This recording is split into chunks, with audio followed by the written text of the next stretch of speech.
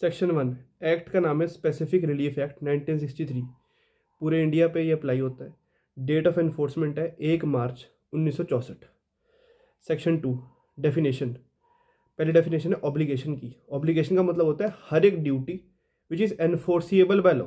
तो जो duty enforceable by law नहीं है वो ऑब्लिगेशन में नहीं आती। फिर है सेटलमेंट। सेटलमेंट या फैमिली की सेटलमेंट की बात हो रही है। मतलब एक आदमी दूसरे को, जैसे सेटलमेंट में नहीं होता, फैमिली में होता है कि दादे ने अपनी प्रॉपर्टी अपने घर वालों को दी, ठीक है, फिर बाप ने प्रॉपर्टी अपने बच्चों को दी, फिर बच्चों ने प्रॉपर्टी अपने बच्चों को दी। उस तरीके से सेटलमेंट मतलब कोई इंस्ट्रूमेंट जहाँ पे डेस्टिनेशन या फिर devolution of successive interest. Successive मतलब एक बंदे से दूसरे बंदे के पास इन मूवेबल और इमूवेबल प्रॉपर्टी, यहाँ से क्वेश्चन आ सकता है, मूवेबल या इमूवेबल प्रॉपर्टी इज डिस्पोज और एग्रीड टू बी डिस्पोज, ठीक है। पर इसमें विल और कोडिसल नहीं आती। कोडिसल क्या होता है? विल बनाई, विल में कोई चेंज करना है तो चेंज जो है वो जिस इंस्ट्रूमेंट से चेंज होता है उसे कोडिसल कहते हैं। तो इसमें विल और कोडिसल नहीं आते। मतलब अगर एक बुढ़े आदमी ने विल लिखी कि ये सारी मेरी प्रॉपर्टी मेरे बच्चे के पास जाएगी जिसका नाम ए है, उसके पास सारी प्रॉपर्टी जाएगी, तो वो सेटलमेंट में नहीं आता, ठीक है। इसके अलावा जो इंस्ट्रूमेंट है जिससे डेस्टिनेशन या डिवोल्यूशन हो रहा है सक्सेसिव इंटरेस्ट का, चाहे चल संपत्ति में हो या अचल संपत्ति में हो, उसे हम कहते हैं सेटलमेंट। ट्रस्ट का क्या मतलब होता है? जो section 3 of Indian trust act में डिफाइंड है, section 3 of Indian trust act में, और इसमें वो सारी ऑब्लिगेशन आती है in the nature of trust as per chapter 9 of that act, of chapter 9 of Indian trust act. Trustee कौन होता है? जो प्रॉपर्टी होल्ड करता है इन ट्रस्ट। जैसे फॉर एग्जाम्पल मेरे पास एक गाड़ी है, मैं एक आदमी को वो गाड़ी दे देता हूँ, मैं उसे कहता हूँ कि इसे ना एज एन एम्बुलेंस यूज़ करियो। तो जिस बंदे को मैंने कहा कि तू इसे एज एन एम्बुलेंस यूज़ करो, वो करियो, वो हो गया trustee. Includes every person holding property, वो गाड़ी इन ट्रस्ट, ठीक है, ये ट्रस्ट मैंने बना दिया, और जो बंदा प्रॉपर्टी होल्ड कर रहा है वो है ट्रस्टी। लास्ट डेफिनेशन, जितने भी वर्ड्स इस एक्ट में डिफाइंड नहीं है उनके लिए हम इंडियन कॉन्ट्रैक्ट एक्ट देखेंगे। यहाँ पे क्यों लिखा हुआ है ये? एज ए जनरल रूल एक लॉ की डेफिनेशन दूसरे लॉ में अप्लाई नहीं होती। यहाँ पे इसलिए इन्होंने लिख दिया कि कॉन्ट्रैक्ट एक्ट की डेफिनेशन यहाँ पे अप्लाई होंगी और जनरल क्लॉज एक्ट की डेफिनेशन भी यहाँ पे अप्लाई होंगी। अब आते हैं सेक्शन 2 पे। सेक्शन 2 बताता है कि स्पेसिफिक रिलीफ एक्ट मना नहीं करता कि तुम कॉन्ट्रैक्ट एक्ट की जो रेमेडीज है वो नहीं ले सकते। तुम कॉन्ट्रैक्ट एक्ट की रेमेडी भी ले सकते हो, स्पेसिफिक रिलीफ एक्ट की रेमेडी भी ले सकते हो, ठीक है। जो रिलीफ तुम्हें स्पेसिफिक रिलीफ एक्ट दे रहा है वो रिलीफ भी तुम ले सकते हो और कॉन्ट्रैक्ट एक्ट वाले रिलीफ भी ले सकते हो। प्लस रजिस्ट्रेशन एक्ट जो है उसमें अगर कोई बात लिखी हुई है तो उसका पालन भी करना जरूरी है। मतलब अगर इंडियन रजिस्ट्रेशन एक्ट कहता है अगर तुमने कोई प्रॉपर्टी ट्रांसफर करी है, तुमने अपना घर किसी को बेचा, तो तुम्हें रजिस्ट्रेशन करवाना पड़ेगा, तो तुम्हें रजिस्ट्रेशन करवाना पड़ेगा पहले, ठीक है। इसका रजिस्ट्रेशन एक्ट का ओवर राइडिंग इफेक्ट है।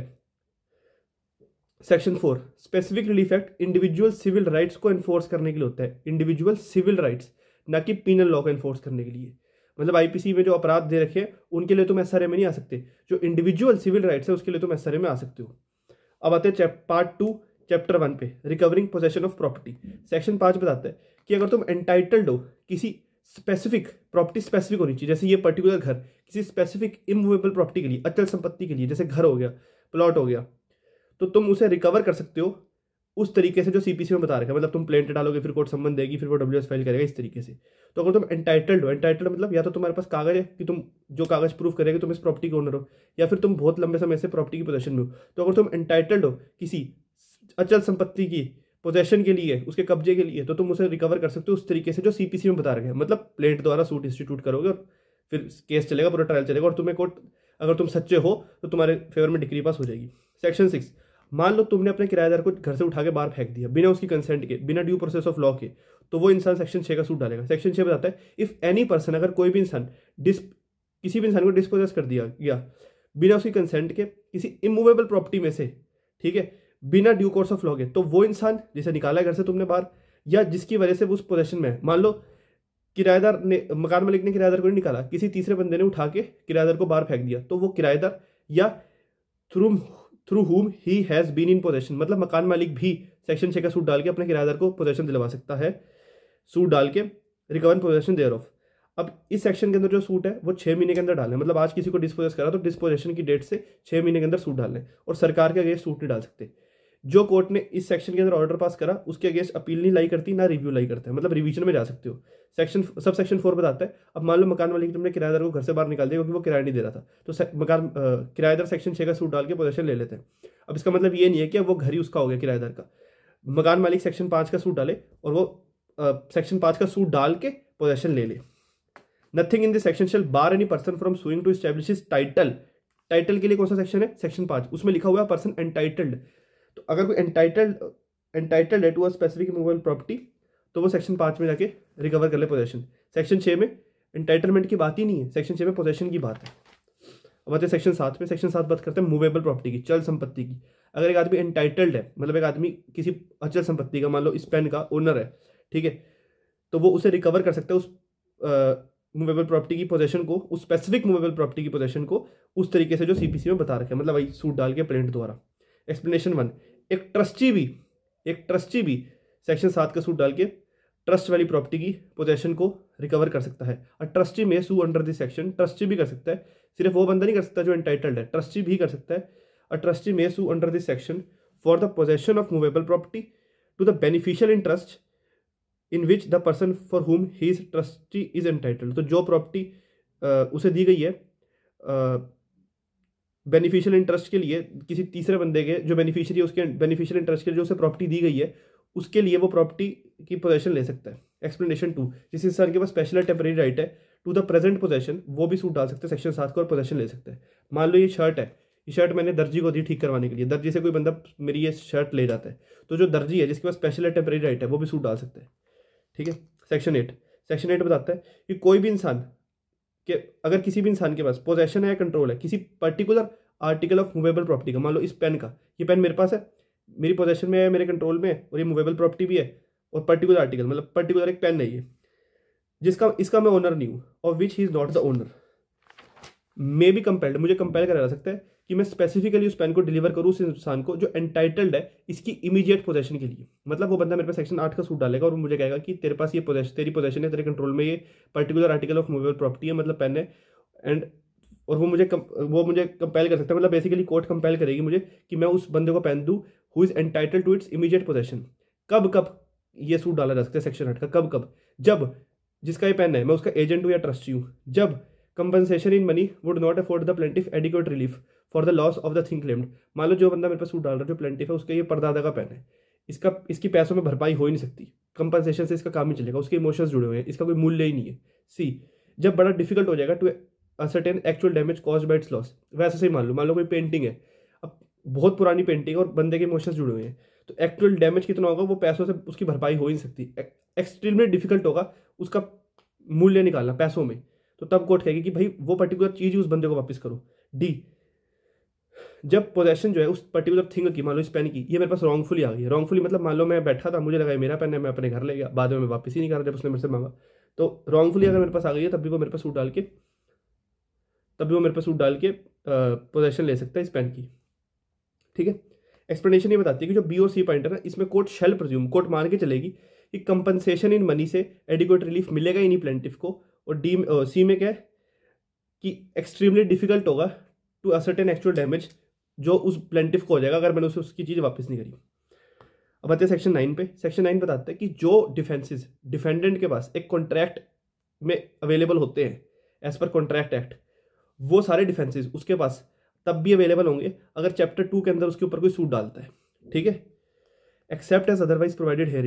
एग्जाम्पल, डिफेंडेंट कह सकता है कि ये बंदा स्पेसिफिक परफॉर्मेंस का मेरे पे केस डाल रहा है, पर इसने जो मेरे साथ कॉन्ट्रैक्ट करा था ना, ये कॉन्ट्रैक्ट ही इसने मेरे पे अनड्यू इन्फ्लुएंस एक्सरसाइज करी थी, इसने फ्रॉड एक्सरसाइज करा था, ठीक है, इसने फ्रॉड प्ले करा था मेरे ऊपर। Except as otherwise provided herein, अगर और कुछ लिखा तो वो अलग बात है। Where any suit is claimed under this chapter, अगर इस चैप्टर के अंदर किसी ने सूट डाला, मतलब स्पेसिफिक परफॉर्मेंस ऑफ कॉन्ट्रैक्ट का सूट डाला, the person against whom the relief is claimed, मतलब defended may plead by way of defence, वो अपने डिफेंस में, मतलब डब्ल्यूएस में कह सकता है any ground which is available to him, वो सारे ग्राउंड जो उसके पास अवेलेबल है under a law relating to contract, मतलब लॉ रिलेटिंग टू कॉन्ट्रैक्ट कौन सा अपना? Contract act. सेक्शन 10 में मेजर अमेंडमेंट हुई थी 2018 में, इसमें है कि स्पेसिफिक परफॉर्मेंस कोर्ट करवाएगा ही करवाएगा। अगर तुमने केस डाला, सूट डाला कोर्ट में, स्पेसिफिक परफॉर्मेंस कॉन्ट्रैक्ट ही करवा के दो, प्रेयर तुमने करी कोर्ट से, प्रे करा, तो कोर्ट स्पेसिफिक परफॉर्मेंस करवा के ही देगा। The specific performance of a contract shall be enforced by the court, पर इसकी एक्सेप्शन क्या है? 11, 2, 14 और 16, इन 3 सेक्शंस में कोर्ट स्पेसिफिक परफॉर्मेंस नहीं करवाएगा।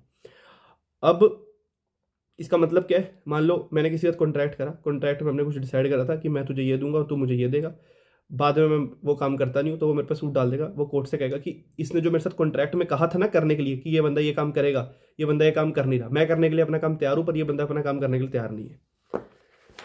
अब आते हैं सेक्शन 11 पे। सेक्शन 11 बताता है कि अगर ट्रस्ट के चलते हुए ट्रस्टी या बेनिफिशियरी ने कोई कॉन्ट्रैक्ट करा अपनी पावर के अंदर रहते हुए, तो उस ट्रस्ट के अंदर जो कॉन्ट्रैक्ट हुआ है उसकी भी स्पेसिफिक परफॉर्मेंस हो सकती है। Except as otherwise provided in this act, specific performance of a contract shall be enforced when the act agreed to be done in performance wholly और पार्टली ऑफ अ ट्रस्ट। इसका क्या मतलब है?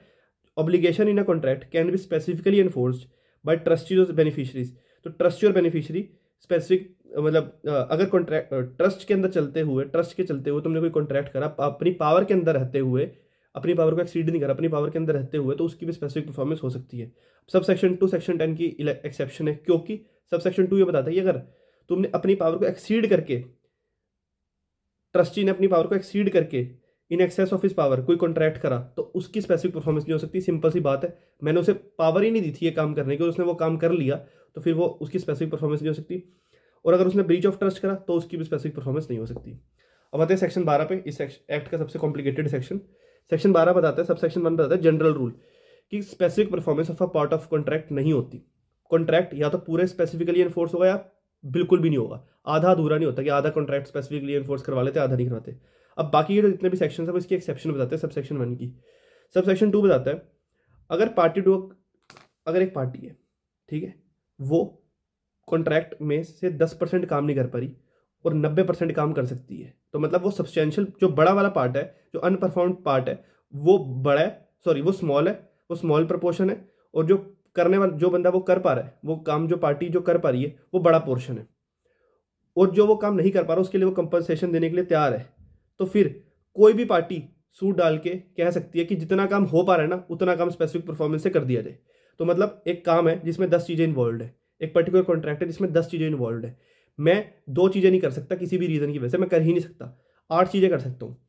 मतलब मैं छोटा काम नहीं कर पा रहा, बड़ा काम मैं कर पा रहा हूँ, और मैं छोटा काम जो मैं नहीं कर पा रहा उसके लिए मैं कंपनसेशन देने के लिए तैयार हूँ। तो कोई भी पार्टी, ठीक है, सूट डाल सकती है और कह सकती है कि जितना काम हो पा रहा है ना उतना काम कर दिया जाए और बाकी की कंपनसेशन दे दी जाए, ठीक है।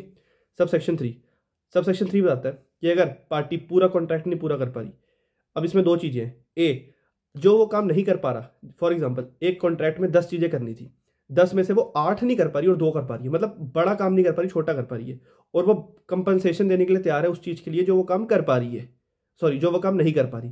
फिर से बताता हूँ, एक कॉन्ट्रैक्ट में 10 काम करने थे, पार्टी जो है वो 8 चीज़ें नहीं कर पा रही, मतलब बड़ा पोर्शन नहीं कर पा रही और छोटा पोर्शन कर पा रही है, और जो वो कर नहीं पा रही उसके लिए वो कंपनसेशन देने के लिए तैयार है। ए पॉइंट में तो ये लिखा है, बी में लिखा है कि वो कंपनसेशन देने के लिए नहीं तैयार। बी पॉइंट में कहीं नहीं लिखा कि जो वो काम नहीं कर पा रही वो छोटा है वो बड़ा है, ये कुछ नहीं लिखा, वो स्मॉल प्रपोर्शन है बड़ा प्रपोर्शन है नहीं लिखा हुआ, वो बस कंपनसेशन एडमिट नहीं कर रही इन मनी।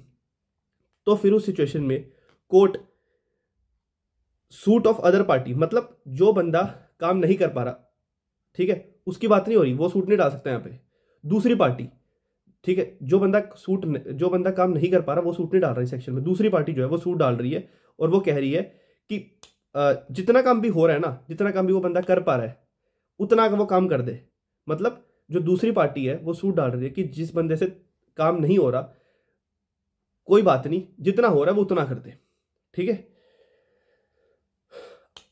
अब अगर हम ए पॉइंट की बात करें तो उस सिचुएशन में क्या होगा, उस सिचुएशन में मान लो 8 ए वाले पॉइंट में क्या था कि बड़ा वाला काम नहीं हो पा रहा और छोटा वाला काम हो पा रहा है, और छोटे वाला जो काम नहीं हो पा रहा उसके लिए वो कंपनसेशन देने के लिए तैयार है। तो इसमें क्या होगा, इसमें तुम पैसे काट के दे दो। मान लो मैं एक जमीन दे रहा था किसी को, जमीन पे एक घर था और एक पेड़ था, पेड़ मैंगो का था, 1 लाख रुपए का टोटल प्राइस था, मतलब मैं 1 लाख रुपए लेके उसे अपनी वो जमीन दे रहा था जिसपे एक घर है और उस पे एक पेड़ भी आम का। अब उस पेड़ पे आग लग जाती है, अब पेड़ की प्राइस 60,000 था और जमीन का प्राइस 40,000 था, ठीक है। अब यहाँ पे क्योंकि जो बड़े वाला पार्ट था, जो पेड़ था, 60,000 की जो चीज़ थी वो बड़ा प्रपोर्शन है ना, उसमें आग लग गई, पर जिस चीज़ में आग लगी है ना मैं उसकी कंपनसेशन देने के लिए तैयार हूँ। तो इस वाली सिचुएशन में मैं 40,000 रुपये ले लूँगा, क्योंकि 60,000 का पेड़ था उसमें तो आगे लग गई है, तो मैं पैसे काट के ले लूँगा, मतलब वो मुझे पैसे काट के दे देगा, ठीक है। और जो बी पार्ट है उसमें मैं बी पार्ट में क्या था कि मैं कंपनसेशन एडमिट ही नहीं कर रहा, तो उसमें वो मुझे 1 लाख के 1 लाख रुपए पूरे के पूरे पैसे दे देगा, ठीक है। बी पार्ट में कहीं नहीं लिखा हुआ कि जो काम हो नहीं पा रहा वो स्मॉल प्रपोर्शन है या बड़ा वाला प्रपोर्शन है, ठीक है। जो अनपरफॉर्म्ड पार्ट है वो स्मॉल है बड़ा है, इसमें कहीं नहीं लिखा बी वाले पॉइंट में। तो इसमें मैं पैसे कंपनसेशन इन मनी एडमिट नहीं कर रहा, ठीक है, बी वाले पॉइंट में। तो इसमें क्या होगा, इसमें वो कहेगा कि भाई कोई बात नहीं, वो मतलब क्या हो सकता है ना, उसे बहुत ज़्यादा प्यार हो जमीन से कुछ भी हो, वो कह रहा है कोई बात नहीं, जितना काम हो रहा है ना, घर में आग लग गई ना या पेड़ में आग लग गई ना, कोई बात नहीं, फिर भी तू 1 लाख रुपए पकड़ और मुझे दे दे, ठीक है। मतलब ए पॉइंट जो था उसमें थोड़ी सेंसिबल बात थी कि जो पैसे कट गए हैं, जो चीज़ में आग लग गई है, जो चीज़ खराब हो गई है, उसके पैसे काट के तुमने दे दिए। पर बी वाले पॉइंट में ऐसा नहीं है, उसमें जो वो बंदा एडमिट ही नहीं कर रहा कंपनसेशन इन मनी, तो जो दूसरी पार्टी है जिसका नुकसान हो रहा है वो फिर भी कह रही है कोई बात नहीं, मैं फिर भी स्पेसिफिक परफॉर्मेंस ही करवाऊंगा, बेशक से मेरा थोड़ा बहुत नुकसान हो जाए। अब सब सेक्शन 3 का जो सेकंड पॉइंट है, जो रोमन में 2 लिखा है, in either case relinquish all the claim to the performance. अब तुम्हें पर अब तुमने जब मान लिया फर्स्ट वाले में, अब तुम्हें जो भी चीज़, अब तुम्हें सब कुछ छोड़नी पड़ेगी, बाद में तुम चैचा चैचा नहीं कर सकते, सिंपल बात ये है। अब जो हो गया वो तुमने कर दिया, अपनी मर्जी से करा था, तुम बाद में चैचा चैचा नहीं कर सकते। इन either case relinquish all the claims of performance of the remaining part. अब तुम्हें जो रिमेनिंग पार्ट जो रह गया, तुम्हें उससे रिलेटेड जितने भी क्या कहते हैं राइट्स हैं उन्हें रिलिंक्विश करना पड़ेगा, जो कंपनसेशन है उन्हें रिलिंक्विश करना पड़ेगा, जो भी डेफिशिएंसी लॉस डैमेज हुआ है उसे तुम्हें भूलना पड़ेगा, ठीक है। जो अनपरफॉर्म्ड पार्ट है उसे भूलना है, उसे रिलिंक्विश करना है, और जो कंपनसेशन है वो भी सब रिलिंक्विश करनी है। मतलब जो एक बार तुमने अब कह दिया तो बाद में तुम चेंज नहीं कर सकते। Sub section 4। अब अगर जो काम नहीं हो पा रहा और जो काम हो पा रहा है वो दोनों काम सेपरेट और इंडिपेंडेंट है, तो फिर कोर्ट स्पेसिफिक परफॉर्मेंस करवा देगी उस चीज़ की जो हो सकती है ऑब्वियसली, जो नहीं हो सकती उसकी तो स्पेसिफिक परफॉर्मेंस हो ही सकती। एक्सप्लेनेशन, अगर मैंने कॉन्ट्रैक्ट करा, जिस टाइम मैंने कॉन्ट्रैक्ट करा था तब सब्जेक्ट मैटर एग्जिस्ट करता था, तब वो सब्जेक्ट मैटर एग्जिस्ट करता था, अब वो सब्जेक्ट मैटर एग्जिस्ट ही नहीं करता, ठीक है। यहाँ पे एक्सप्लेनेशन में जो सेक्शन में लिखा हुआ है ना, unable to perform the whole of his part, section में वो शब्द लिखा हुआ है unable to perform whole of his part. इसका क्या मतलब, इसमें ये भी आता है कि अगर कॉन्ट्रैक्ट बनाते टाइम एक चीज एग्जिस्ट करती थी, पर जब परफॉर्म करना था, जब परफॉर्म करने की बारी आई, जब करने की बारी आई, तब वो एग्जिस्ट ही नहीं करती, तो इसके अंदर ये चीज भी आएगी। सेक्शन 13, मैंने कॉन्ट्रैक्ट करा किसी से कि मैं अपना घर बेचूंगा या किराए पे दूंगा कोई इमूवेबल प्रॉपर्टी को, पर मेरे पास टाइटल ही नहीं है, ये घर मेरा है नहीं, मेरे दादाजी का, या इम्परफेक्ट टाइटल है मेरे पास। तो जो परचेजर है, जो खरीदने वाला बंदा है, या जो लेसी है, जो किराएदार है, उसके पास ये फॉलोइंग राइट होंगे। ए, अगर कॉन्ट्रैक्ट करने के बाद मेरे पास टाइटल आ जाता है, या मेरा जो इम्परफेक्ट टाइटल था वो परफेक्ट हो जाता है, तो वो मुझे कंपेल कर सकता है कि अब मैं उसे अपना घर बेचूं या किराए पे दूं। बी पॉइंट, अगर ऐसी चीज़ थी कि मैंने कॉन्ट्रैक्ट कर लिया किसी के साथ कि मैं अपना घर बेचूंगा, पर इस तरीके की सिचुएशन थी कि घर बेचने से पहले मुझे अपने पिताजी की परमिशन लेनी पड़ेगी, और पर पिताजी बाउंड हो गए मुझे परमिशन देने के लिए, पर मैंने अभी पिताजी की परमिशन ली नहीं हुई, फिर भी मैंने उसे घर बेचने का उसके साथ मैंने कॉन्ट्रैक्ट कर लिया, ठीक है। तो अब वो मुझे कह सकता है, वो मुझे कंपेल कर सकता है कि मैं अपने पिताजी की परमिशन लूँ, ठीक है। इसमें दो चीज़ें हैं, पहला, मैंने कॉन्ट्रैक्ट करा किसी के साथ, मैंने ये आदमी है इसके साथ मैंने कॉन्ट्रैक्ट करा, ठीक है। अब चक्कर ऐसा था कि मैं अपनी प्रॉपर्टी तभी बेच सकता था जब मैं अपने पिताजी की परमिशन ले लूँ, पर मैंने नहीं ले रखी थी, पर पिताजी भी मुझे बाउंड है परमिशन देने के लिए। अभी पता नहीं क्या सिचुएशन होगी, पर है। तो इस सिचुएशन में वो मुझे कह सकता है कि भाई अपने पिताजी की परमिशन लो और मुझे बेचो या मुझे किराए पे दो। सी, अगर मैंने कहा था कि मैं अनइनकम्बर्ड प्रॉपर्टी बेचूंगा, पर बाद में पता लगता है कि वो प्रॉपर्टी तो मैंने गिरवी रख रखी है, मैंने अपना घर गिरवी रख रखा है, किसी से मैंने पैसे ले रखे और मैंने उसके पास अपना घर गिरवी रख रखा है, और मैंने उसी घर को बेचने के लिए या किराए पे देने के लिए, सॉरी सिर्फ बेचने की बात हो रही है यहाँ पे, मैंने अपना ये घर बेचने के लिए किसी के साथ कॉन्ट्रैक्ट कर लिया, पर घर तो मैंने गिरवी रख रखा है, पर मैंने जो उधार ले रखा है ना वो 1 करोड़ के, और मैं अपना घर बेच रहा हूँ 1,20,00,000 में। मतलब जो सेलिंग प्राइस है ना, जो वो मेरे को, मैं जितने का घर में बेच रहा हूँ वो ज़्यादा है, और जो मैंने उधार ले रखा है वो कम है। तो उस सिचुएशन में वो मुझे कह सकता है कि भाई ये पैसे पकड़, ठीक है, और उससे अपना घर छुड़वा और घर मुझे वापस कर। Where the vendor professes to sell unencumbered property, but the property is mortgaged for an amount not exceeding the purchase money, and the vendor has in fact only a right to redeem it, ठीक है।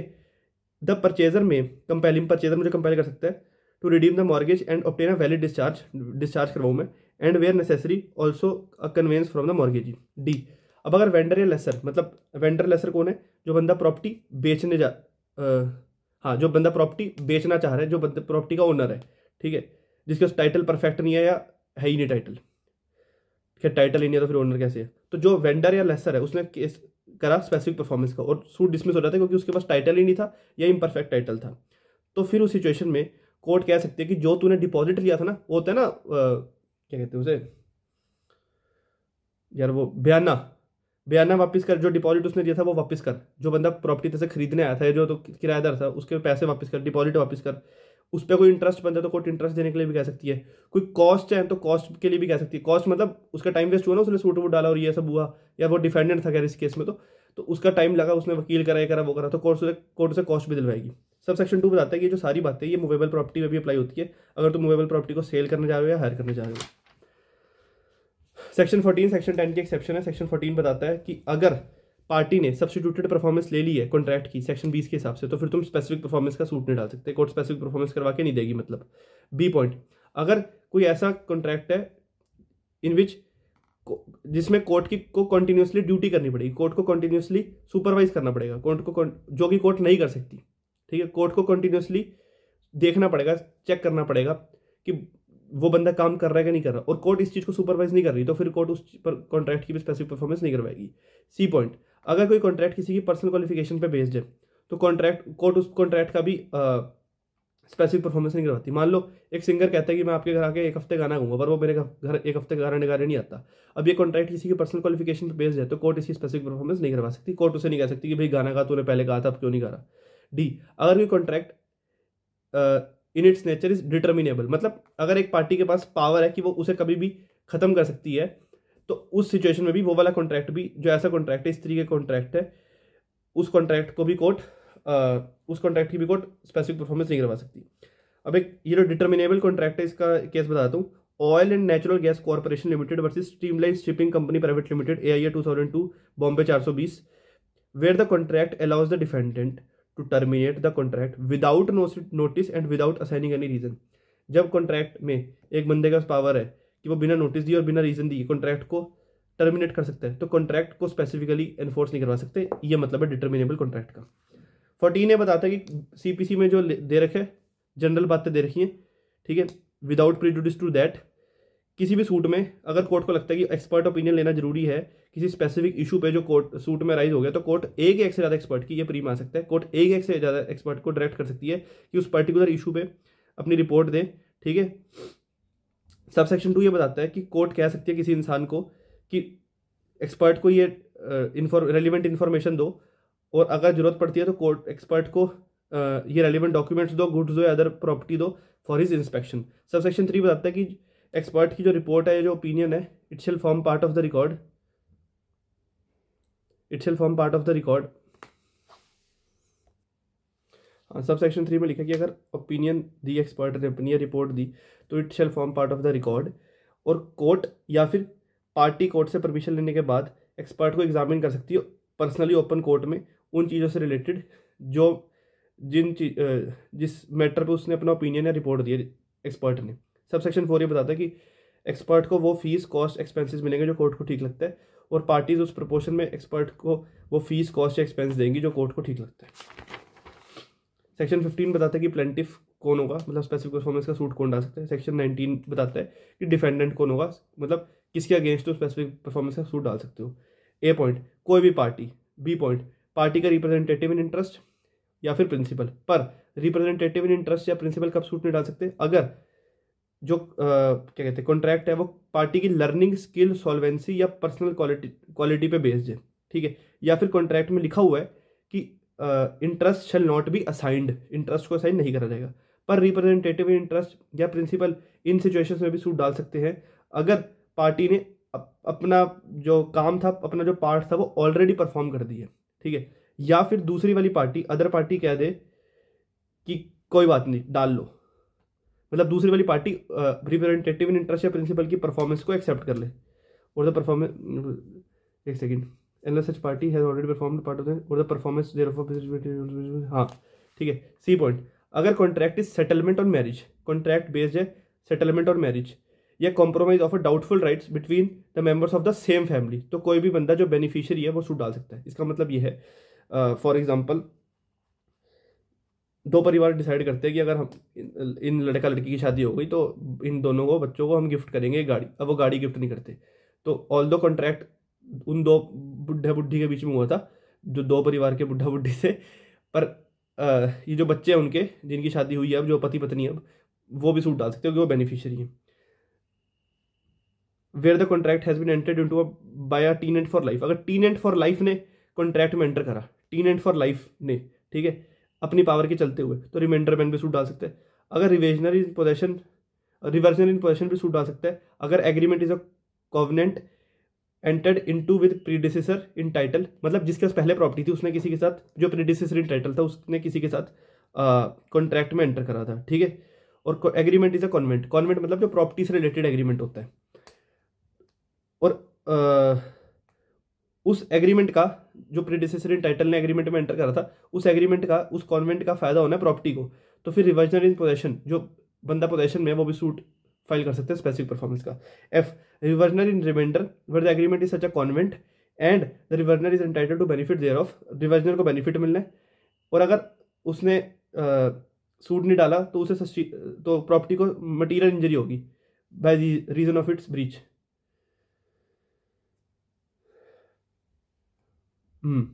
F A, अगर LLP ने contract में enter करा, बाद में वो LLP किसी और एलएलपी के साथ मर्ज हो जाती है, तो जो नई वाली एलएलपी है वो भी स्पेसिफिक परफॉर्मेंस का सूट डाल सकती है। जी, अगर एक कंपनी ने सूट कॉन्ट्रैक्ट में एंटर करा, ठीक है, और बाद में वो कंपनी किसी और कंपनी के साथ मर्ज हो जाती है, तो नई वाली कंपनी में सूट डाल सकती है। एच, अगर प्रमोटर ऑफ अ कंपनी ने किसी के साथ कॉन्ट्रैक्ट में एंटर करा और बाद में वो प्रमोटर से कंपनी बन जाती है, प्रमोटर से कंपनी बन जाती है बाद में, तो उस सिचुएशन में जो कंपनी है वो भी सूट डाल सकती है, provided that contract was for the purpose of the company. दूसरा, contract is warranted by the terms of the incorporation. तीसरा, company has accepted the contract. चौथा, इस चीज को तुमने दूसरी वाली पार्टी को, अदर पार्टी को कम्युनिकेट कर दिया इस बात को। 19 में बिल्कुल सेम बातें लिखी हुई हैं, ठीक है। सेक्शन 19 में उल्टी लिखी ऑब्वियसली, इसके उल्टी लिखी मतलब यही बातें, वो समझ आ जाएगी आप लोगों को जब पढ़ोगे तो। सेक्शन 16, अब सेक्शन 16 भी सेक्शन 10 की एक्सेप्शन है कि कब स्पेसिफिक परफॉर्मेंस वो कॉन्ट्रैक्ट नहीं होगी, मतलब किन किन लोगों के फेवर में नहीं होगी। ए पॉइंट, जिसने सब्स्टिट्यूटेड परफॉर्मेंस ले लिया सेक्शन 20 के अंदर। B point, who has become incapable of performing, जो खुद ही परफॉर्म नहीं कर पा रहा, या उसने essential term of a contract को वॉयलेट कर दी है, या उसने विलफुली एक्ट एज वेरियंस, मतलब कॉन्ट्रैक्ट में जो करना था वो नहीं करा उसने, wilfully act as at variance, या फिर in subversion of the relation intended to be established by the contract, या फिर वो जो साबित नहीं कर पाता, who fails to prove that he has performed, कि उसने अपना काम कर दिया है, या ready and willing to perform the essential terms of a contract which are to be performed by, या वो प्रूव नहीं कर पाता उसने करा है, या वो ये साबित नहीं कर पाता कि वो करने के लिए तैयार है। Ready and willing to perform the essential terms of the contract, जो उसे करना था, ठीक है। पर वो चीज़ें करने की जरूरत नहीं है उसे, जो डिफेंडेंट ने कह दिया कि कोई बात नहीं, जो डिफेंडेंट ने वेव ऑफ कर दी है। यहाँ पे उन चीज़ों की बात हो रही है जो चीज़ें डिफेंडेंट ने वेव ऑफ नहीं करी और उसने करी नहीं है। सिंपल लॉजिक ये है कि यू शुड गो, खैर ये लॉजिक तो फिट नहीं बैठेगा, पर अगर तुम दूसरे से चाहते हो कि वो अपना काम करे, पहले तुम्हें अपना भी तो काम करना पड़ेगा। ये सारा सेक्शन वही है एक तरीके से। Explanation for the purpose of clause C, where a contract involves the payment of money, अगर कॉन्ट्रैक्ट में पैसे देने हैं, पेमेंट ऑफ मनी है, तो ये जरूरी नहीं है प्लेंटिफ के लिए कि वो पैसे टेंडर करे डिफेंडेंट को, या वो पैसे डिपॉजिट करे कोर्ट में, अनलेस कोर्ट कहे कि डिपॉजिट कर तो करने पड़ेंगे, ठीक है। Second point, the plaintiff must prove performance of and और रेडीनेस एंड विलिंगनेस, कोर्ट को प्लेंटिफ को परफॉर्मेंस को साबित करना पड़ेगा, या फिर रेडीनेस एंड विलिंगनेस को प्रूव करना पड़ेगा according to its true construction, contract की जो ट्रू कंस्ट्रक्शन है उसके हिसाब से उसे साबित करना पड़ेगा कि वो उसने काम कर दिया है, या वो करने के लिए he is ready and willing to perform according to the true construction of the contract.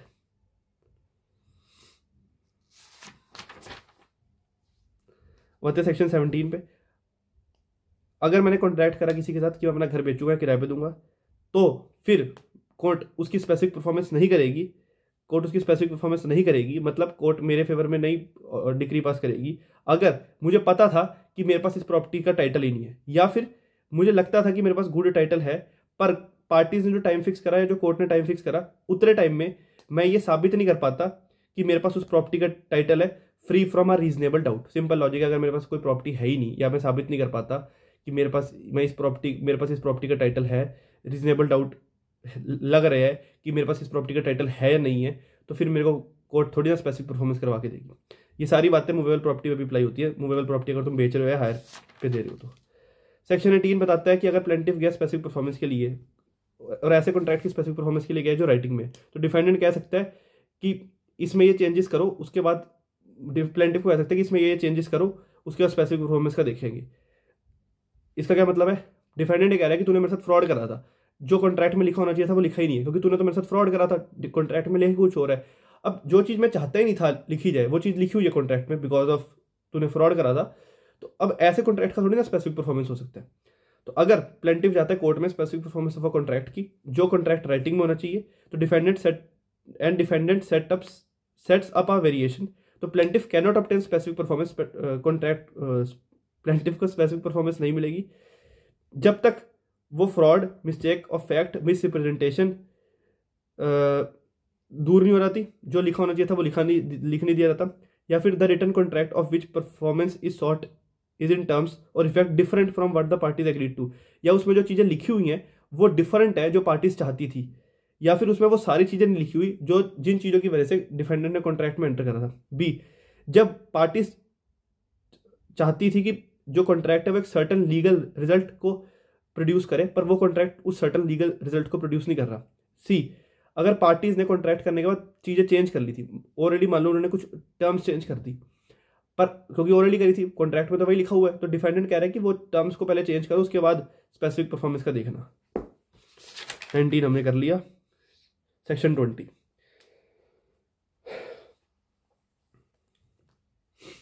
Section 20 बताता है जब कॉन्ट्रैक्ट इज ब्रोकन, क्योंकि दूसरी वाली पार्टी ने कुछ करा नहीं जो उसे करने के लिए कहा था एज पर कॉन्ट्रैक्ट जो उसे करना था, तो जिस बंदे को ब्रीच हुआ है वो किसी थर्ड पार्टी से या वो खुद से वो काम कर सकता है जो उसने दूसरी वाली पार्टी को कहा था करने के लिए जिसने ब्रीच करे। शर्त यह है उसे 30 दिन का उसे नोटिस देना पड़ेगा राइटिंग में, और उसे कहना पड़ेगा कि अपना काम कर दे। अगर वो 30 दिन के नोटिस के बाद काम नहीं करता अपना, ठीक है, तो फिर वो बंदा जिसने जो सफ़र कर रहा है ब्रीच, वो खुद से वो काम कर सकता है, वो किसी और थर्ड पार्टी से करवा सकता है।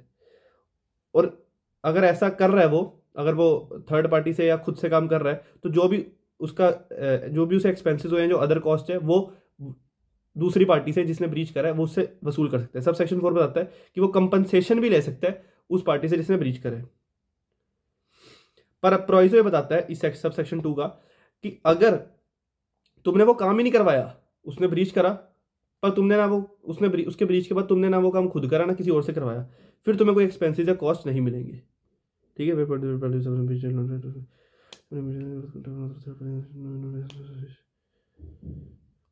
सब सेक्शन 3 बताता है कि वो जो हमने सेक्शन 14 के ए में और 16 के ए में भी पढ़ा था कि अगर तुमने किसी और से काम करवा लिया, खुद काम कर लिया, फिर तुम स्पेसिफिक परफॉर्मेंस के लिए नहीं जा सकते।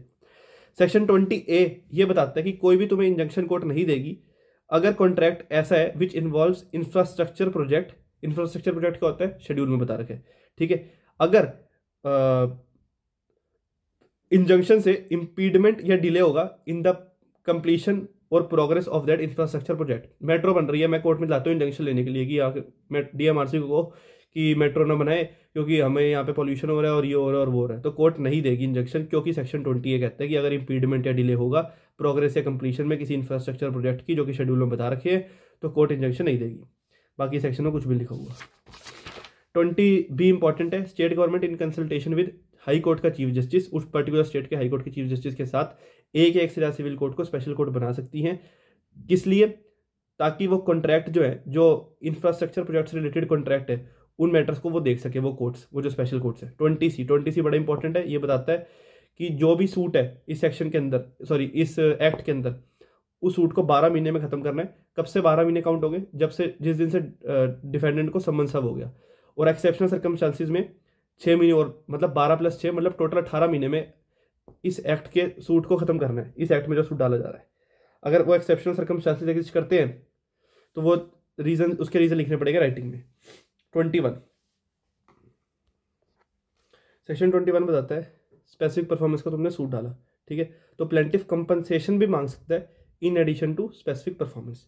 सब सेक्शन 2 बताता है कि अगर तुमने स्पेसिफिक परफॉर्मेंस का सूट डाला पर कोर्ट को लगता है कि स्पेसिफिक परफॉर्मेंस तुम्हें नहीं मिलनी चाहिए, कोर्ट स्पेसिफिक परफॉर्मेंस की डिग्री नहीं पास करता किसी रीजन की वजह से, पर डिफेंडेंट ने कॉन्ट्रैक्ट ब्रीच करा है ये तो पता लग रहा है, डिफेंडेंट ने कॉन्ट्रैक्ट को ब्रोक करा है ये तो पता लग रहा है, and plaintiff is entitled for compensation for that breach, तो कोर्ट फिर उसे कंपनसेशन दे देगी प्लेंटिफ को। मतलब सिंपल सी बात है, अगर कोर्ट को लगता है कि स्पेसिफिक परफॉर्मेंस नहीं हो सकती तो कोर्ट कंपनसेशन दिलवा सकती है। सब सेक्शन 3 बताता है अगर कोर्ट को लगता है कि स्पेसिफिक परफॉर्मेंस करनी चाहिए प्लस कंपनसेशन भी मिलना चाहिए जस्टिस की, ये मतलब जस्टिस क्या कहते हैं, but that is not sufficient to satisfy the justice of the case, ठीक है। तो उस सिचुएशन में कोर्ट स्पेसिफिक परफॉर्मेंस भी करवा देगा और कंपनसेशन भी दिलवा देगा। सब सेक्शन 4 कंपनसेशन का जो अमाउंट है उसे डिटरमाइन करने के लिए court shall be guided by the principle specified in section 73 of contract act. तो सेक्शन 73 कॉन्ट्रैक्ट एक्ट के प्रिंसिपल्स को देख के कोर्ट कंपनसेशन दे देगी। सब सेक्शन 5 ये बताता है कि तुम्हें कंपनसेशन अपनी प्लीडिंग में साफ साफ लिखना पड़ेगा, अपनी प्लेंट में। पर अगर तुमने मान लो नहीं लिखा तो कोर्ट तुम्हें 6-17 की एप्लीकेशन तुम लगा सकते हो और तुम अमेंडमेंट कर सकते हो किसी भी स्टेज पे। एक्सप्लेनेशन ये बताती है अगर कोर्ट स्पेसिफिक परफॉर्मेंस नहीं करवा सकती किसी वजह से, तो इसका मतलब ये नहीं है कि कोर्ट कंपनसेशन भी नहीं दिलवा सकती। मतलब अगर किसी रीज़न की वजह से कोर्ट अपनी जुरिस्डिक्शन एक्सरसाइज नहीं कर सकती और स्पेसिफिक परफॉर्मेंस नहीं दिलवा सकती, तो उस सिचुएशन में भी कोर्ट कंपनसेशन दिलवा सकती है फिर भी। सेक्शन 22 अगर तुमने स्पेसिफिक परफॉर्मेंस का सूट डाला for the transfer of immovable property, घर के ट्रांसफर के लिए तुमने स्पेसिफिक परफॉर्मेंस का सूट डाला, तो उस सूट में तुम ये वाली प्रेयर में एक तो ये चीज लिख रहे हो तुम कि इस इमूवेबल प्रॉपर्टी का की स्पेसिफिक परफॉर्मेंस करवा दीजिए जो कॉन्ट्रैक्ट हुआ था हमारे बीच में। साथ साथ तुम ये भी कह सकते हो कि अगर आप स्पेसिफिक परफॉर्मेंस करवाओगे इस कॉन्ट्रैक्ट की तो पोजेशन भी दिलवा देना, या फिर इसका पार्टीशन करके पोजेशन दिलवा देना, या फिर तुम कोई और भी रिलीफ मांग सकते हो। और तुम ये भी कह सकते हो कि अगर इसका स्पेसिफिक परफॉर्मेंस ना हो पाए इस कॉन्ट्रैक्ट का, तो अर्नेस्ट मनी मुझे वापस दिलवा देना, ये जो मैंने डिपॉजिट दिया था वो मुझे वापस दिलवा देना। सब सेक्शन 2 वही वाली बात बताता है कि तुम्हें लिखना पड़ेगा अपनी प्लेंट में साफ साफ अपनी प्रेयर में ये सब बातें, और अगर नहीं लिखा तो कोर्ट किसी भी स्टेज पे अगर कोर्ट को ठीक लगता है तो तुम 6-17 की एप्लीकेशन लगा के अमेंडमेंट कर सकते हो। सब सेक्शन 3 ये बताता है कि जो सेक्शन 21 में कंपनसेशन भी मांग सकते हो, मतलब अपनी प्रेयर में वो भी लिख सकते हो और ये वाली बातें भी लिख सकते हो। सेक्शन 23 मान लो तुमने कॉन्ट्रैक्ट में लिखा कि अगर पार्ट ए और बी ने लिख दिया कि जो भी बंदा अपना काम नहीं करेगा ना उसे दूसरी पार्टी को 1 लाख रुपए देना पड़ेगा। अब कॉन्ट्रैक्ट को पढ़ के और सर्कमस्टांसिस को देख के, कॉन्ट्रैक्ट के टर्म्स को पढ़ के और सर्कमस्टांसिस को देख के ये लग रहा है कि ये चीज़ इसलिए लिखी थी ताकि पार्टी अपना काम करे, ठीक है। ये इसलिए लिखा था, ये सेक्शन पढ़ रहा हूँ, court is satisfied that the sum was named only for the purpose of securing performance of the contract, ठीक है, ताकि पार्टी अपना काम करे, and not for the purpose of giving to the party in default an option of paying money in lieu of specific performance, ठीक है। तो उस सिचुएशन में कोर्ट क्या कहेगी, कोर्ट कहेगी कि स्पेसिफिक परफॉर्मेंस करो, ठीक है। मैंने कॉन्ट्रैक्ट करा इस बंदे के साथ, ये ए है, हमने लिख दिया कॉन्ट्रैक्ट में जो बंदा अपना काम नहीं करेगा वो दूसरे को 1 लाख रुपए देगा। अब कोर्ट ने जब कॉन्ट्रैक्ट के टर्म्स पढ़े और सर्कमस्टांसिस देखे तो कोर्ट को पता लगा कि ये इन्होंने अमाउंट इसलिए लिखा था ताकि पार्टी अपना काम करे, इन ल्यू ऑफ स्पेसिफिक परफॉर्मेंस पैसे दे दे इसलिए नहीं लिखा था कि जो बंदा काम नहीं करेगा उसके बदले में तुम पैसे दे देना, कोई बात नहीं। ये रीज़न नहीं था अमाउंट लिखने का, रीज़न कुछ और था ताकि पार्टी अपना काम करे। तो उस सिचुएशन में कोर्ट स्पेसिफिक परफॉर्मेंस करवा सकते हैं। सब सेक्शन 2 ये बताता है कि अगर कोर्ट स्पेसिफिक परफॉर्मेंस करवाएगा तो वो जो अमाउंट लिखा हुआ है ना कि अगर किसी ने काम नहीं करा तो उसे दूसरी वाली पार्टी को इतने पैसे देने पड़ेंगे, कोर्ट वो अमाउंट नहीं दिलवाएगा। सब सेक्शन सेक्शन 24 तुमने स्पेसिफिक परफॉर्मेंस का सूट डाला, कोर्ट ने वो सूट डिसमिस कर दिया। अब तुम अलग से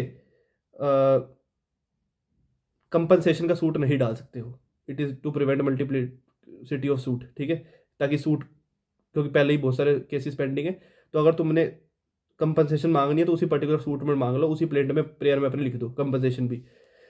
अलग से तुम सूट नहीं डाल सकते अगर तुम्हारा specific performance of a contract का सूट डिसमिस हो गया है। The dismissal of suit for specific performance of a contract or part thereof shall bar the plaintiff right to sue for compensation for future.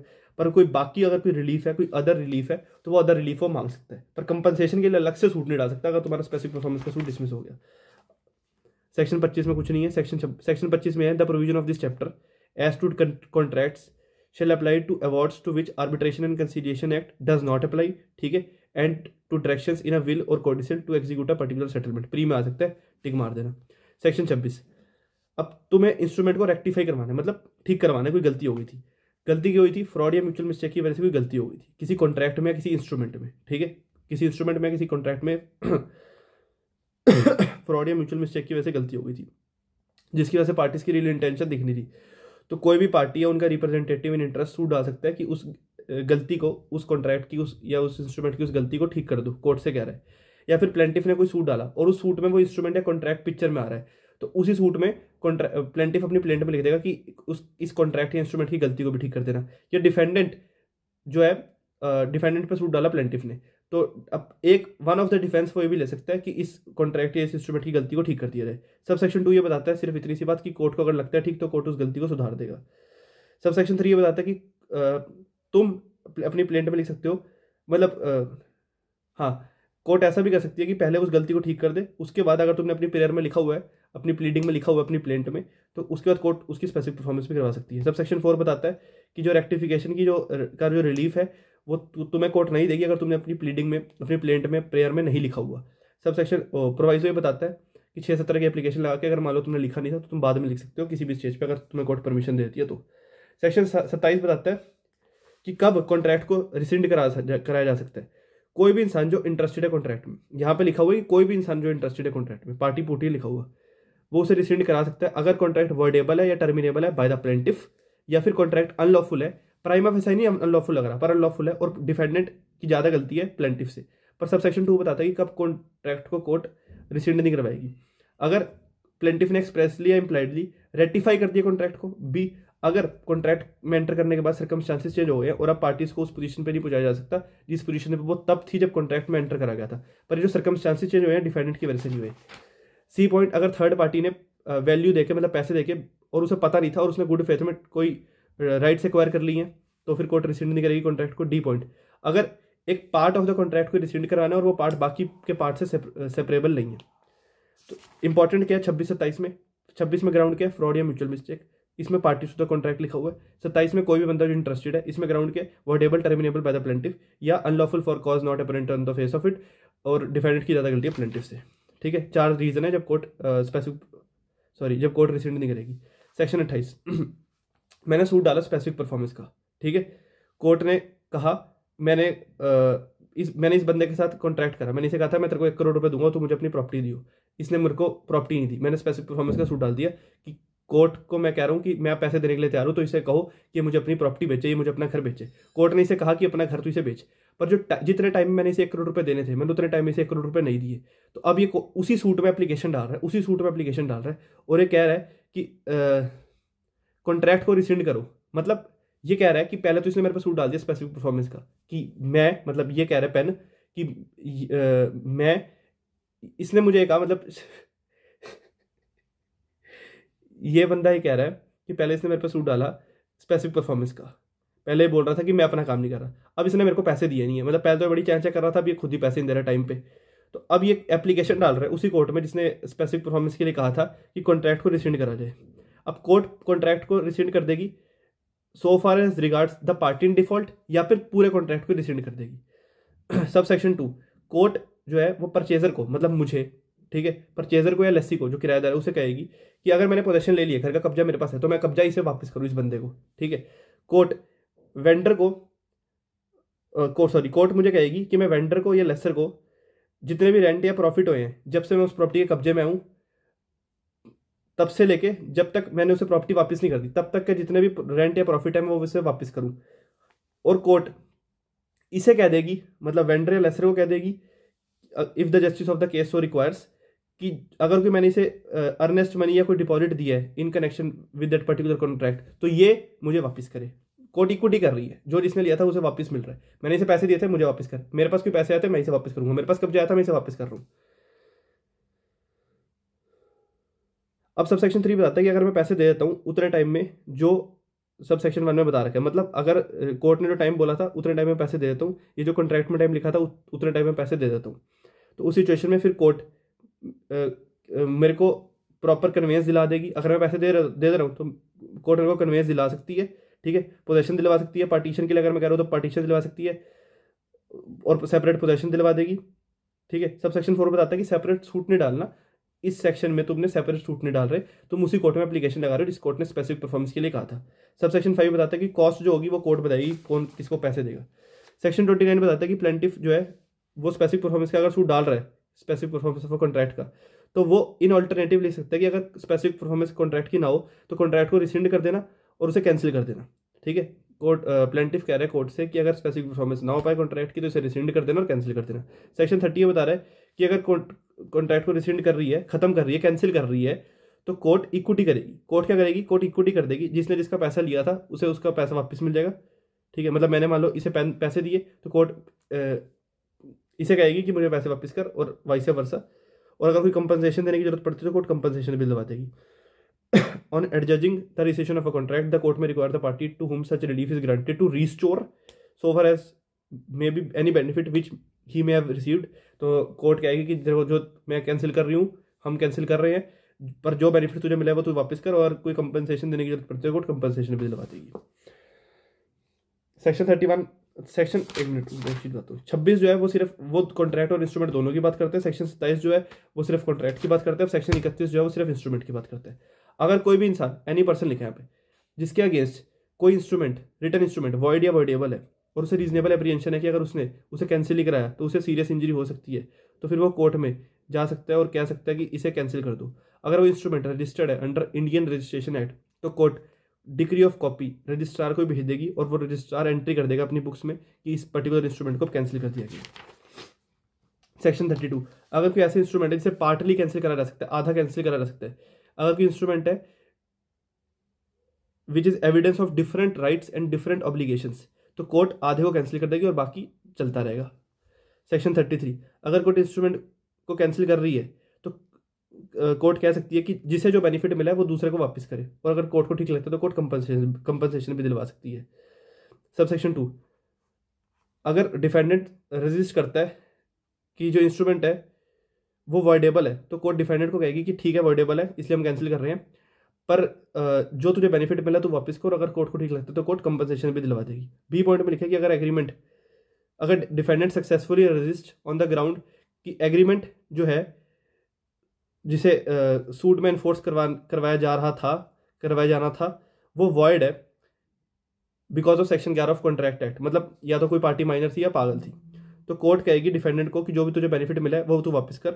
यहाँ पे compensation की बात नहीं लिखी, यहाँ पे लिखा है कि जो बेनिफिट मिला वो वापस कर, अगर सेक्शन 11 कॉन्ट्रैक्ट एक्ट की वजह से वो वॉइड था वो एग्रीमेंट,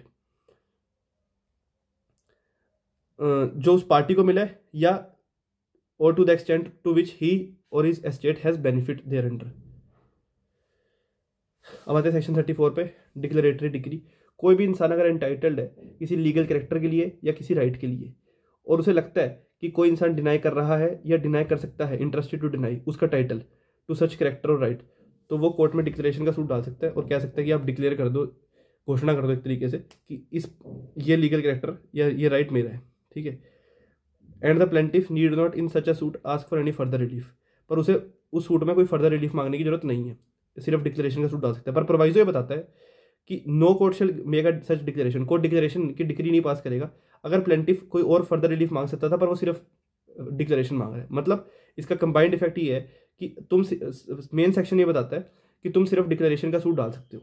ठीक है, प्रोवाइजो बताता है कि अगर तुम और कोई रिलीफ भी मांग सकते हो तो वो भी मांग लो, नहीं तो कोर्ट तुम्हें डिक्लेरेशन की डिग्री तुम्हारे फेवर में पास नहीं करेगी। एक्सप्लेनेशन ये बताता है a trustee of a property is a person interested to deny a title adverse to the title of someone who is not in existence, और अगर वो एग्जिस्टेंस में होता तो वो ट्रस्टी, हाँ he would be a trustee.